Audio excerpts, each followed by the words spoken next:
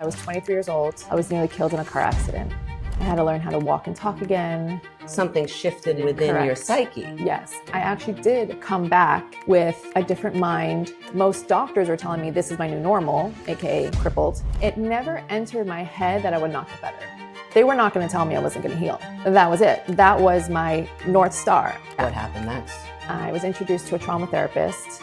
And then when I went in for the first session, she said, I do this thing called hypnosis. So my first reaction was, nope. And when I eventually agreed, the first time I left feeling lighter, something shifted. And so I had my experience with her. I felt better. I was getting myself back and I was able to function again. And the subconscious is what creates disease. It's just a program. And you cannot change history, but you can change the perception of history. When you change that perception, your unconscious mind lightens the load. And the subconscious is what creates disease.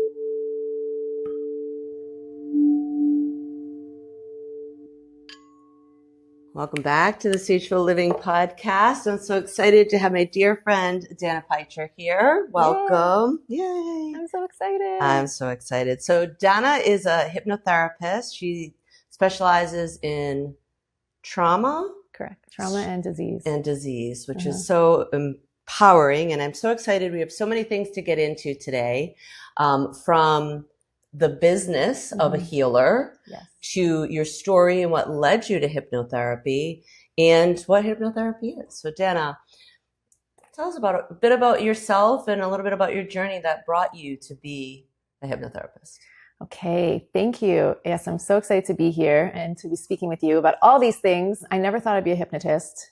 It was not something I was remotely interested in. I always say it found me and I followed pretty much. So basically what happened was I was 23 years old. I was nearly killed in a car accident. I had to learn how to walk and talk again. And in my life, I was in broadcasting before, and this accident totally flipped my life upside down. And basically after surviving... there's a whole other conversation we could have about a near-death experience. Yes. And so audience, near-death experience. Something that Danna went through where she nearly died, or sometimes when people die on an operating table for 2 minutes and they come back. Right.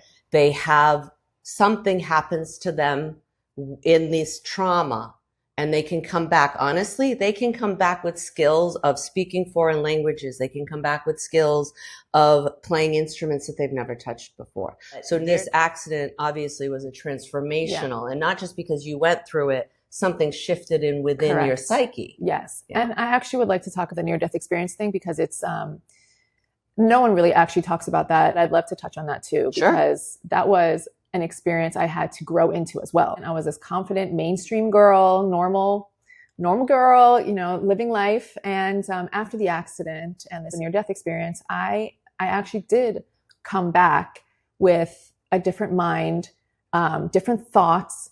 And I had to actually grow into my new self. And I didn't know that then. I came back a different person. After the accident, I have to recover physically. I had to learn how to walk. I was handicapped for a long time. I describe it as if I was in a fishbowl. So if you were to speak to me, I would respond very slowly. And it was as if my brain was not comprehending. It was blurry. Everything was blurry and it was like, right? And so I was slow. And so that's traumatic brain injury. And to this day, I still deal with the after effects of the accident, and it's been effectively 15 years. Wow. Had you told me that back then, I wouldn't have believed you. But I am still dealing with it. And I still have to use my tools every day, all the time, because in the past, pre-COVID, I would have said, you can come to me for a handful of sessions within hypnosis, and we're good. We're done. Whatever addiction, disease pattern you have, etc. We need a handful of sessions. We'll clean you up, your internal world, your psyche, your unconscious, all the stuff. Now, post-COVID, there's so much going on in psychologically, stress globally, the world is shifting. And so these tools, unconscious tools, energetic tools, etc., should be in the pocket of every single human. Yeah. And that's why we're here. We are here to get these tools out there to the world. Yeah. I always say we're taking the 5D to the 3D. Correct. So yes, these tools are available. So, okay. So you have this near-death experience. Right. You come out a different person and you have to heal. You're 23. Right. Like I'm sure you had all these plans for your life and your career. Yeah. What happened next? So it's true. And at that time in a wheelchair, I saw all my friends getting married, even going forward. And I was not able to walk, right? There was so much happening. And I just had to focus on rehab. And it was a very humbling process because I didn't know my full potential. Also, most doctors are telling me this is my new normal, AKA crippled, and not physically, but mentally. And I would not, the biggest part, what I always say with everyone that I work with, my biggest part was conviction. They were not going to tell me I wasn't going to heal. That was it. That was my North Star. I knew I was fine before the accident. So I was in a car accident, a bad one. Okay. Now I'm supposed to be this crippled, right? So I was like, it never entered my head that I would not get better. And I still have that to this day. And you know me for a few years. I've been through things. Yeah. And I still have the conviction I will find the solution. And audience, I want you to really hear that because we had Gigi on here for Theta Healing who cured herself of ovarian cancer because she too knew that she could heal. She wasn't going to believe that she had to live the rest of her life like that. Mind over matter. Yeah. Our thoughts create our actions. You see people sick, but they're so positive. It's huge. It's huge. It gets you through. So just you have to tap into that. That's the baddest things that happen to us, they're there to teach us lessons. They're there for growth and they're there for perseverance and overcoming. Correct. That's it. So having that conviction, it eventually fell into place. And that doesn't mean it doesn't take time sometimes, right? There's the process and there's the spiritual path. So basically after the accident, I was in regular psychotherapy. We talked about the accident in every single direction possible. And I still didn't feel better. I still felt like if I left the office, lightning was going to strike. If I was in a car, I was like this. Fear. Yeah. 100. It's severe trauma, right? Yeah. It's severe trauma. So I even remember after leaving the hospital, I remember I was like this in the car. Like I could not look at cars. I felt every single car was going to come hit me. And so I felt like this little mouse, right? And your body after trauma is just in such shock. So I was going to regular therapy, wasn't doing much for me. And I happened by luck or by my spiritual path, I was introduced to a trauma therapist by someone survived cancer. And she said I would not be alive not for this woman. And so I said, sign me up. And I talked to her. And then when I went in for the first session, she said, I do this thing called hypnosis. So my first reaction was, nope, not for me. Stuff, not that, stuff. Yeah. Not for me, for sure. And I was already traumatized. I was like, I don't want you traumatizing me more, getting into my brain. So she explained a little bit to me what it was. And it took me a while to say yes to her. She was a special woman, so I wouldn't call it regular therapy.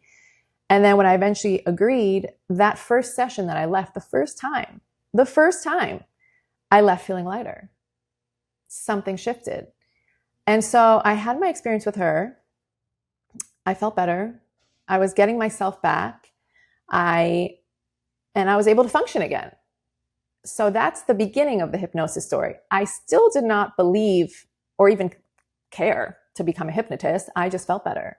And I was extremely grateful. I went back into journalism and broadcasting. But I started reading a lot. I started becoming very curious about the unconscious mind, physics, energy. I started believing in energy. She also did some energy healing for me.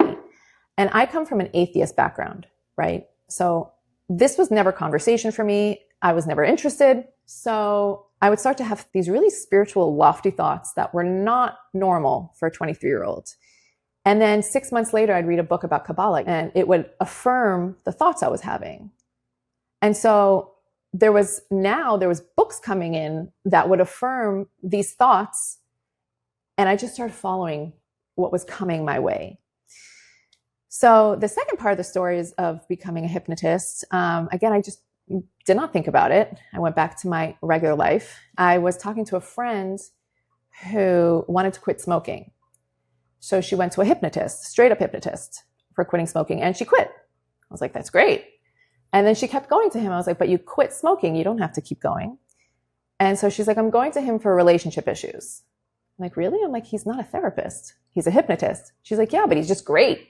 I'm feeling better. I'm whatever. And at that time, I was also in a relationship that was kind of stuck. And I was like, you know what? Maybe I'll go to him. I like this hypnosis stuff, whatever. So I go to him. He does great work. And then within the third session, I tell him, I'm like, you know what? I think I want to become a hypnotist. And he's like, if you want to become a hypnotist, he's like, I have a second office opening. And he's like, if you're serious about it, he's like, by December time or something, you'll have space here. And he was my first mentor. Oh my goodness. Yeah. Wow. So it kept following me. And then I followed it, and I never looked back, and I still study, and I'm still passionate about it. Amazing. So much to go into from there, but I love that what you just said. I followed it. It followed me, right, and I followed it. So when we are in awareness of the things that are happening in our lives, we see these signs. Okay. She had the thoughts, and then the books came. And she put those pieces together. This is what being conscious is. Yeah. This is what being awake in your life is it's seeing these things, paying attention, and saying, okay, this book is coming here because I had this thought. I'm going to read that book. There's a reason. There's something for me to get from. Yeah. You know, it's coming to me for a reason. So it's like it kept coming. And I think something like a near-death experience can happen in someone's life because they're not seeing the signs and they're not paying attention. Perhaps before the accident, there were things coming to Danna and she wasn't seeing it. Yeah. So the accident happened so that she had no choice. Yep. For better or for worse. For better or for worse. Things happen in our lives to change the trajectory of our lives. Right. And we have to accept. Life is about choices. Life is about taking accountability for your choices. Huge. And it's about following what feels right too. Yeah. Right. Feel right. So amazing. So then from there was your opportunity. Here was your mentor, not just your mentor, but an opportunity to start a business. Yeah. And that's what you did, right? Yeah. So you start being a hypnotist. So tell us a little bit about that. How did that feel, stepping into the role as the healer or the provider of a service to help people change their own lives? Right. Was that scary? Did it feel comfortable? What kind of people did you start seeing at the beginning? So it wasn't scary. It wasn't scary because I had this fire inside. I wasn't thinking about building a business. It wasn't like I'm building a business. I have to have investors and I have to have this, you know. It was, I am on fire about this. I told every single person I met about hypnosis, if they wanted to listen or not. Or if they told me, you know, at that time, I also met a lot of doctors who laughed at me. I got scoffed at probably 50% of the time. Oh, wow. Yeah. But I was a product of it. So I had firm belief. I mean, I'm alive today from this stuff. Right. And this was a long time before it was mainstream. So every person in my life did not believe in me, including my supporting circle. And it's not as if they didn't believe in me. They didn't know what it was. Right. So I had to be the one to believe in myself. And because I was a product of it and I was so passionate about it, it wasn't as if I was building a business. I was just telling you, I was like, oh my goodness, like your ear hurts. Okay. So maybe we can do this. You know, I just was in love. That's it. I was in love. And so I kept telling everyone. And initially, what I did, which I tell a lot of people for business these days, is if they are transitioning, I transitioned. So I didn't, from one day to the next, become a hypnotist. Okay. You didn't just give up everything and that was it. No, you still kept your day job and you had to make money. I had to make money. So I still did the broadcasting and I transitioned as best as possible, you know, little bit by little bit. There's another story there, which actually happens to be by a car. What is interesting as well, I've had 2 major car accidents in my life. Yes. As well. Yes. Right. And it's often these wham, bam, huge physical traumas that create our life trajectory as well. So a friend of mine hired me to do a production, a movie. And I thought I was going to be a producer, but he actually it was a production assistant. Okay, fine. That next day, he needed me to get 2 elderly ladies to the set, okay, at like 5 a.m. So I woke up early. I went and I picked up these elderly ladies like an hour away from where I lived. And it was dark outside. So there were spikes to go into the neighborhood, right? So what happens? All 4 of my tires pop. All 4. And at this time, I had already been thinking, I don't really want to do this stuff anymore. I really want to jump into hypnosis. I'm kind of done. But I didn't listen. This was my comfort zone. I didn't listen. And then it took 4 tires popping for me to be like, you know what? At 6 a.m., pitch black, I'm done. And basically I have to wait for a tow truck, pitch black. And it was the deciding moment again. I was like, I got another huge sign that says, this period is over. You're moving on. But I didn't leave until I was actually ready to leave. And that's okay too. You don't have to declare today you're doing 100% the other thing. And I have a lot of people that are going to come on here and their whole thing is just being a healer. And I'm other people that come on here and they, like last week with Camilla, she still works in hotel sales and she's an astrologer. So right. There is a way sometimes to do both. And then there is a way sometimes to step in fully, but you want to be prepared. So talk about how you obviously had a mindset and a skill for business. Because I always come to you because you know how to be a businesswoman and a healer. Thank you. So before I was a healer, I was a businesswoman. So there you go. And not necessarily a businesswoman. I was in the media. So I had a head for what it takes to create a business first. So, and then I became a healer. And it wasn't as if I had these spiritual gifts and then try to figure it all out. I've been working since I'm like 15 years old. I love to work. That's another thing. Yes. I love to work. I love to be creative. I used to love to hustle. I loved that. First of all, like I said, the passion was there. The burning was there. I could not do it. So I had to figure it out. I could not do it. It kept knocking on my door. That being said, most of my time, what I do, I read a lot of books about marketing. I read a lot of books about money. I read a lot of books about the spiritual aspects of money. And I'm going to put it out there. I love money, right? And a lot of healers are afraid to say that. Yes. But I require money to eat organic food. I'm a sensitive human. I need certain vitamins. I need a certain IV therapy. I still have autoimmune disease. Like just because I'm a healer and I figured certain things out, I still require a high level of maintenance to live. Yes, yeah. I am still dealing with this stuff. Yeah. When you have traumatic brain injury, you have traumatic brain injury. When there's extraordinary amounts of stress in my life too, I have to double down. I have to do what I have to do for my healing. So I got to a point where I was wearing every single hat and then I needed help. So I got a great assistant who did all my administrative stuff so I could just work on the healing, right? So as your business grows, things shift.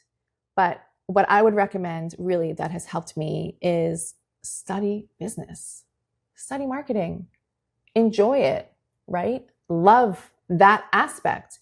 Because if you're the most incredible healer in the world, you're really doing a disservice being in that little corner office that no one knows about you. Well, I think, to say study marketing and love it, that's not necessarily going to be reality for a lot of people because their brain can't grasp it that way. So, but knowing money and marketing in these relationships are important, find your resources. Yeah. I'll try to find someone to be on here to talk about money and the spirituality of money and how money relates to us, affects us, why we have it or don't have it. Right. But find the people. Know where you need help.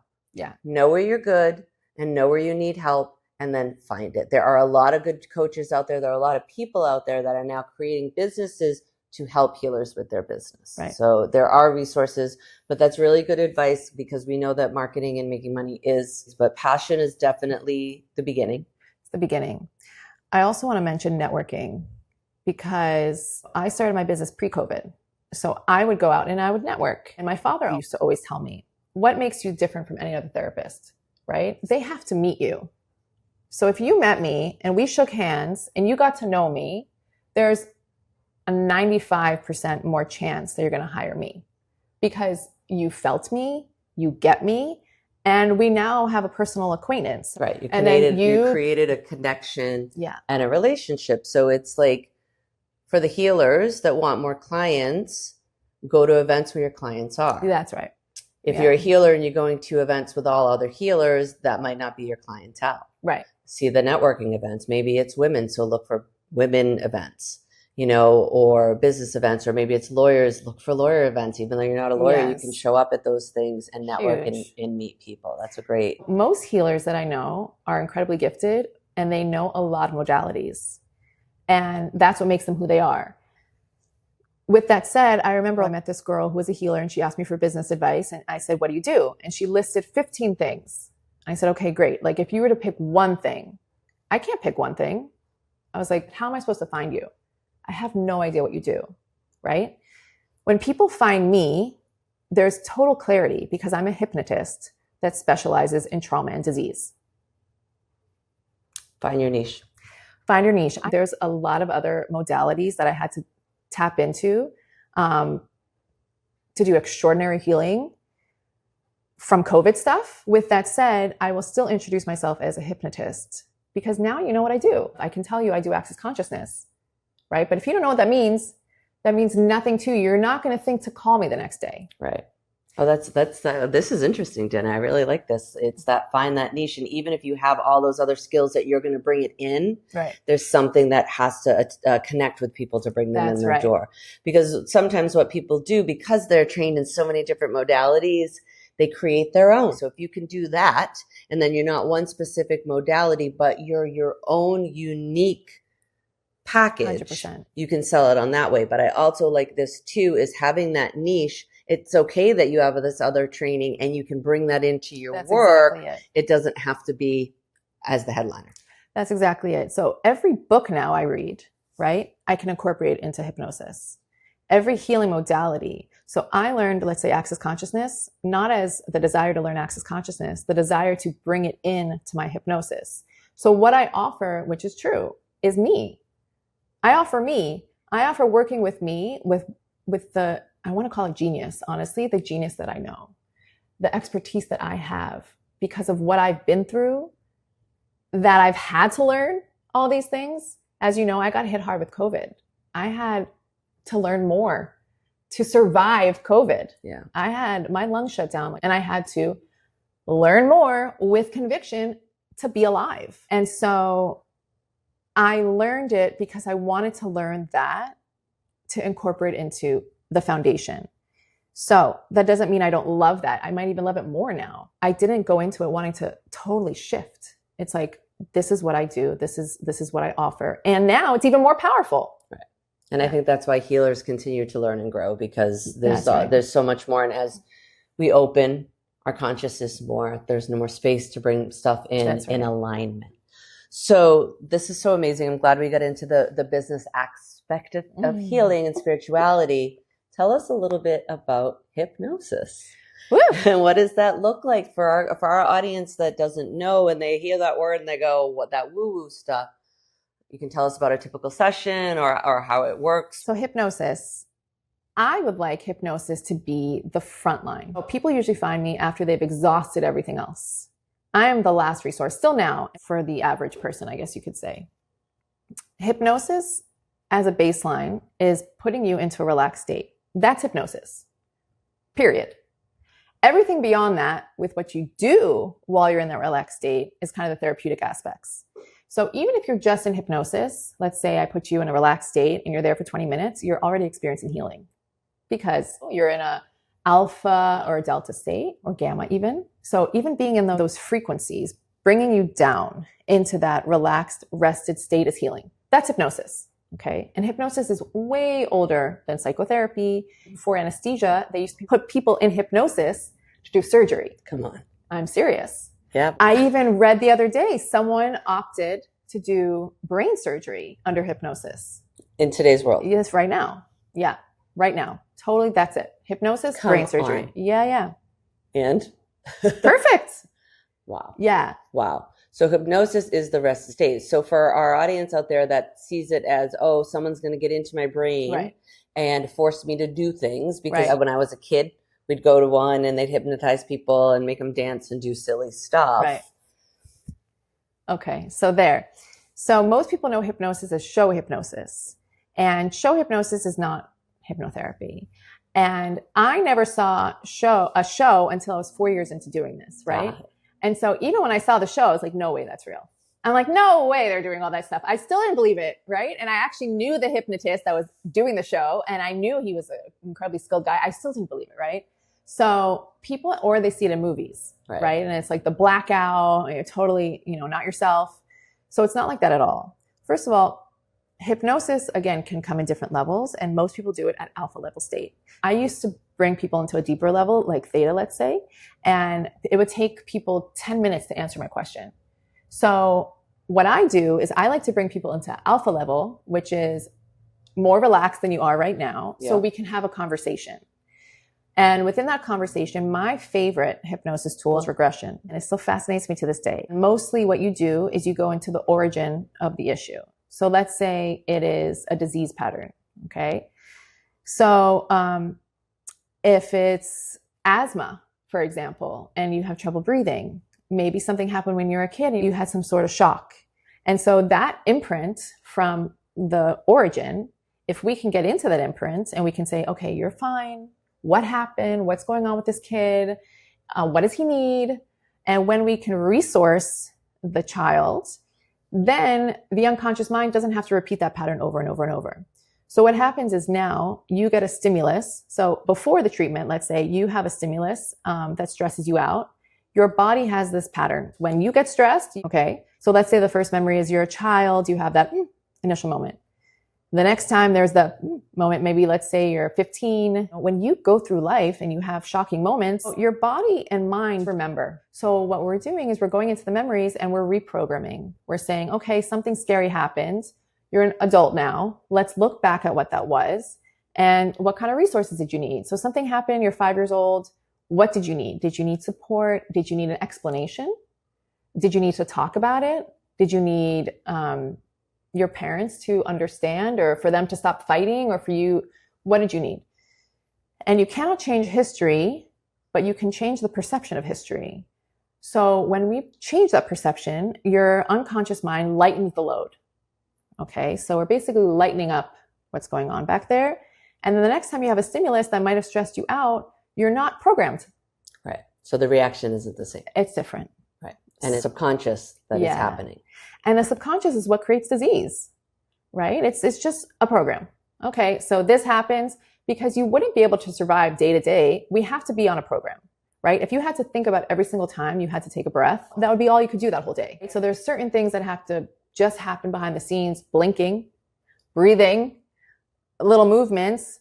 Every single thing has to be subconsciously driven, or that would be all we could do. So when we go into the unconscious programming, the thing that creates the breath, the blood flowing, just every single thing happening naturally, we are creating a new program. So it's kind of like brain surgery. I was going to say it's a new program for the brain, right? That's it. Yeah. It's like brain surgery. And I would say let's mind surgery. That's it. It's mind surgery. So then after that, again, there's a new program. You don't have to create that disease program over and over and over for protection. So usually what the disease program is, some sort of safety or protection mechanism. Yeah. Something happened, it put us into fight or flight. Yeah. And then when that happens again, and it may not be the same thing, but something that the body feels similar, it goes into the fight or flight. Correct. So we're getting the body and the mind to forget, or to say, when this happens, I don't have to go into stress. Correct. When this happens, I can stay in relaxation. Correct. In the unconscious, which is the distinction between hypnosis and regular psychotherapy. When we can go into the unconscious, that's true change, because that is what's creating that permanent pattern, right? Because I could talk to you 100,000 times about what happened when I'm 5. Okay. They're great, but there's no effective change in these more deeply ingrained things, you can feel better, of course, by talking things out. But these deeply ingrained things, they need to be worked on within the unconscious. And with those things compounded over time, create disease states. Also, it creates the chemicals in your brain. It creates just whatever your body is used to doing. So it's not necessarily about forgetting. I like to say it's about either neutralizing or creating a positive experience. And this could be about things even incredibly traumatic, like, God forbid, rape. I work with a lot of sexual trauma. War. I've worked with many veterans. Everything is possible. Yeah. And everything or anything someone has been through.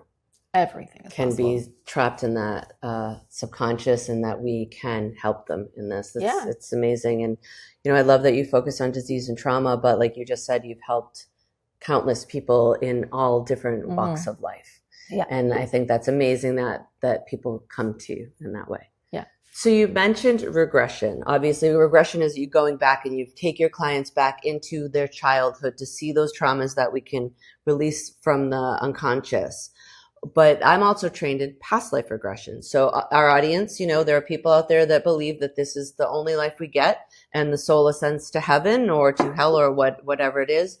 But then there are those of us who believe that the soul returns and that we have lived many lifetimes, and the people that we meet within our lifetimes, we've been connected to in the past. So a past life regression is another form where we go back into those past lives because we can be carrying imprints from that as well. Correct. So can you go in a little bit about past life regression? Yes. So I also love past life regression. It's also something I do, and quite often. And sometimes if childhood regression is not doing it, it's often a past life. You don't necessarily have to believe in past lives for it to be a process that works for you. I also didn't believe in it. I currently do believe in it and profoundly believe in it. And again, when I first received past life regression, it helped. And I didn't necessarily believe in it, right? So even if I was like making it up, right? Making up this vision in my head that I saw, it was there for me. Whatever I was looking to heal, it worked, right? So again, you don't have to believe in it for it to reprogram your unconscious. So I remember there was actually a client I worked with. She was having heart palpitations. And for her, the first time we ever worked together was past life stuff. And it was heartbreak. And again, if you believe in it or not, so she had a couple past lives that her heart was broken. Did she believe in it? No. Did she have to? No. But her palpitations went away. So even if it's not real, the movie in the head is replaying. And so that heartbreak created these physical symptoms. So that's one example.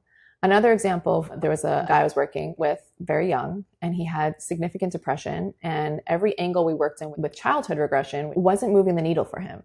So I thought to myself, let's try past life.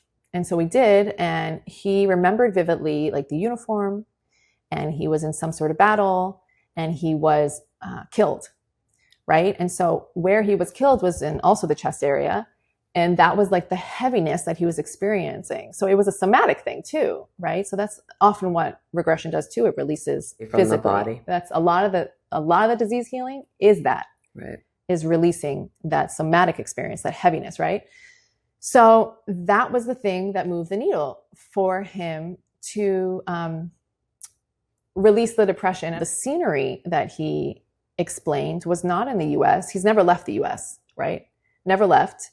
And he had this vivid scenery and described it in detail. It's like, this is not something he knew from. So you don't have to believe in hypnosis, but you have to partner with me. Most people know hypnosis for smoking, weight loss, or stress. So I started with addictions, smokers. And I remember one time this person came into my office and said, I want to do hypnosis, but I love smoking. I love it. I don't want to give it up. So I said, you should probably leave because there's nothing I can do for you. Because your conscious mind has to desire it. There can be every single thing I do for you, and I can pull all the tricks and all the cards and every intervention I know.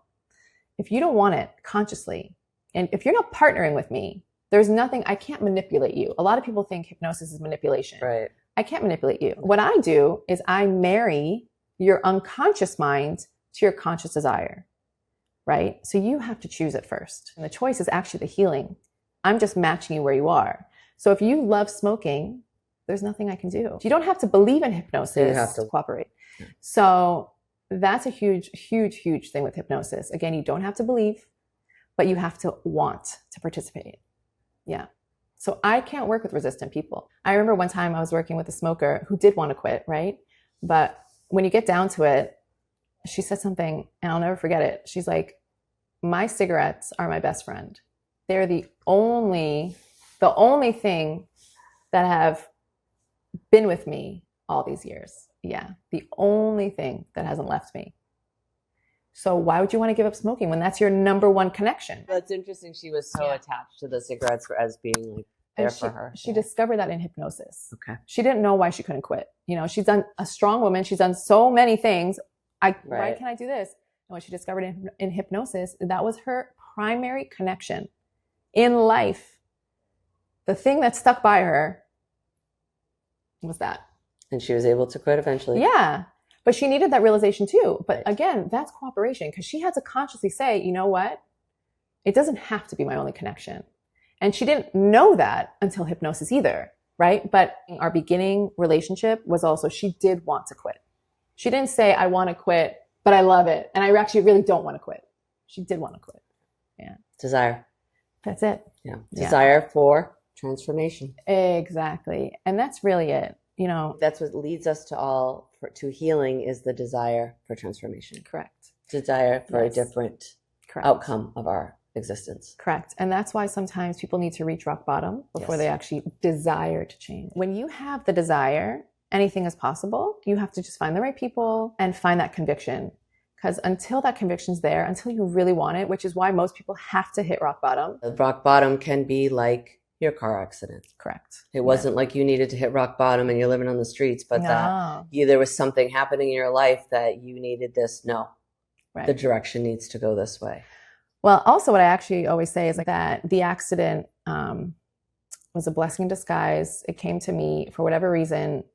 I was meant to go down this path, and I wasn't a bad person. I actually wasn't at rock bottom. You know, I was just, this is what you're going to do now. Right.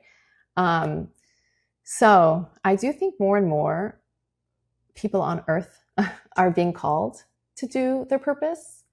I read a book a long time ago by Carolyn Mace, and she said people in the past, when they'd have a spiritual epiphany, they'd have to go live a spiritual life. Now your everyday Joe is having these wake-up calls, and they still have to go to work the next morning.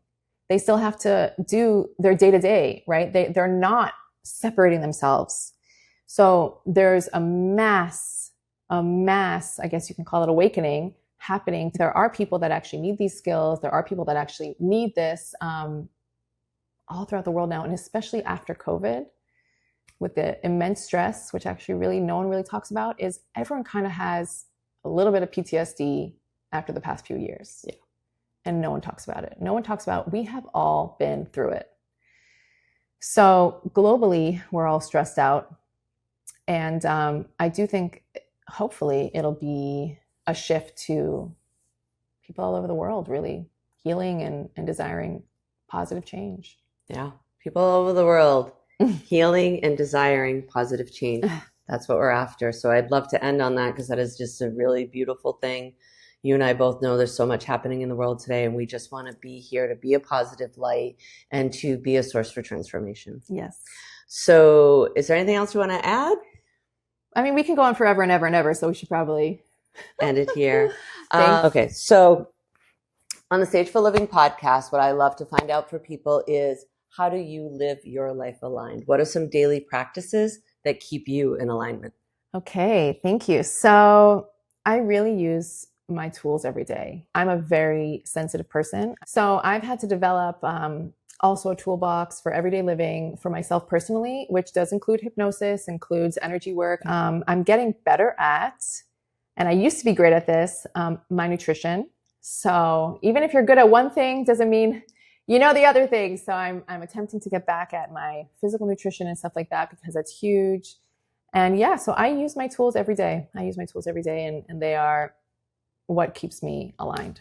So self-hypnosis, self-energy work, every day, protection. Yes. Right. Yes. To help you live aligned and be able to really step out into the world. Correct. Beautiful. And where can people find you? So you can find me at my website, dannapycher.com. That's Danna with 2 N's. It'll be in the show notes, you said, www.dannapycher.com.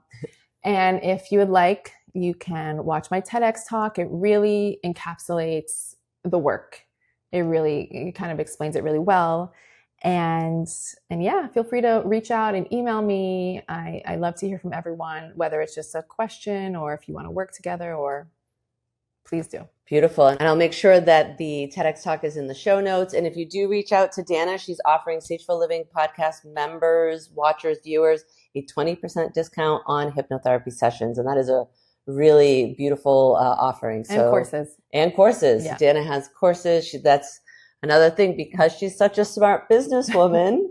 She has created online courses that people can buy and download and do on their own. So as a healer in the business world, pay attention to that too. Look up Danna, look at her website, and ask her questions as well. Maybe you don't want to see her as a hypnotherapist, but maybe you're a healer out there and you have a question because something was sparked today for you, and she has the answer. Yeah. So thank you, Danna. I love you. We'll see you guys all next week.